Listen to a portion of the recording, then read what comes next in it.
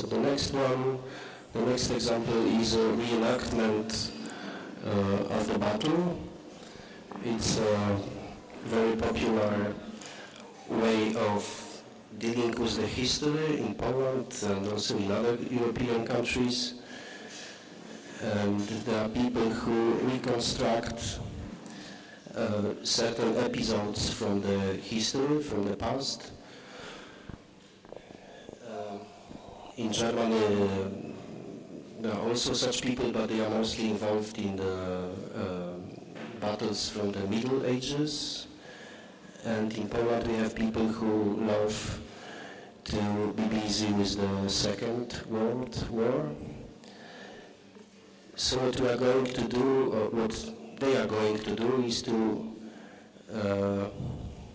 organize in Berlin battle for Berlin. I mean, the very last days of the war, the capitulation and the suicide of Adolf Hitler, and so on. And they want to perform the same scenario in Berlin and in Warsaw. So you have in front of you have photographs from the trailer. So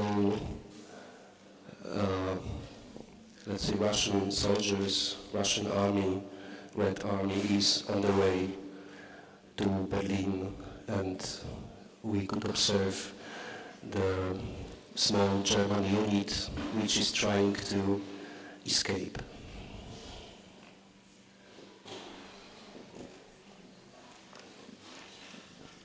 Yeah, and it maybe sounds like a joke, maybe not very serious, but in my opinion, these people who make such events are not only create a people's theater, a popular theater, a pop theater, but they also support a dominant state ideology, because on the east of Europe, also in Germany, the politics of history, the politics of memory is a very important part of the mainstream politics. I mean, this is a way how we create friends and how we create enemies. So the situation was quite good. So German people were friends of Russian people, were friends of Poles and so on, but now the situation is not so obvious. And we have some museums and have some ideological apparatus which change the situation for the worse. And these people, of course, this is my interpretation, that's what I think about it. They not only perform history by themselves, but they also create politics together with stronger actors, with stronger partners. So what we are going to show is of course, the spectacle or the inscenization, but we are also going to show the certain phenomena which exists in this, how can I say, a little invisible part of politics. Yeah, and of course, these people who perform such reenactments, they are self-made actors, they are self-made politicians, they are collectors, of course, they are believers also. So I really like their approach, and I really like that they are not scary to use artistic strategy, in this case purely theater, to perform something more than only theater. Yes, so maybe another thing from a little different logic, we can use Christina Lammert. I think we can show maybe Manfred Frey. I mean, this time it's not about the politics too much, but it's rather the use of the image. And these images are made by professional clinicians, by the doctors, surgeons in this case.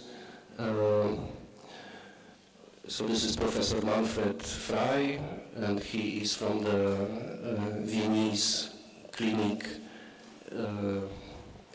in which they try to operate, try to offer, breasts therapy. So they work with the breast cancer, for example, and also they also work with the people whose faces are paralyzed. So they transplant nerves. And as you see, we convinced them together with Christina Lammert, who is the author of this project. She's a sociologist and anthropologist, to have a painting session. And on this way they explained us the medical procedures, so how they cut human bodies into pieces and how they change, transform ill people into healthy people. And we wanted to, somehow Christina wanted to transform these clinicians into artists and to make obvious that they use art, they use in fact drawings to create a certain relationship with the patients.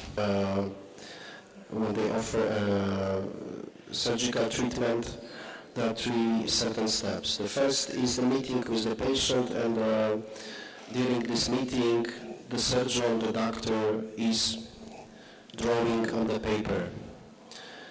And on this way, he or she explains the medical procedure in which the patient or the patient's body will be involved. The second step is when the patient is in the clinic. Then they repeat this procedure, but the drawing is made on the body of the patient. So the person is really involved in the procedure, and the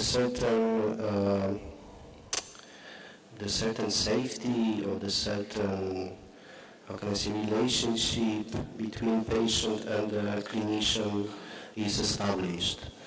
And the third step is, of course, when the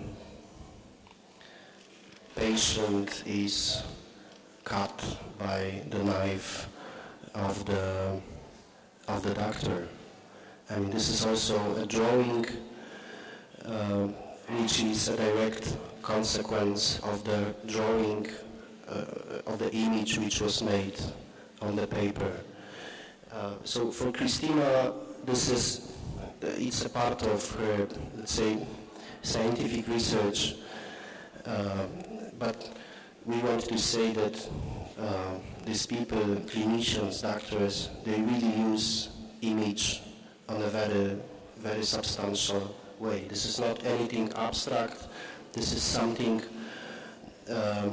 what they make to conduct or to perform certain therapy. Yeah. So there will be a one-day seminar together with clinicians and conducted by Christina Lammert. And during this seminar, clinicians will show the movies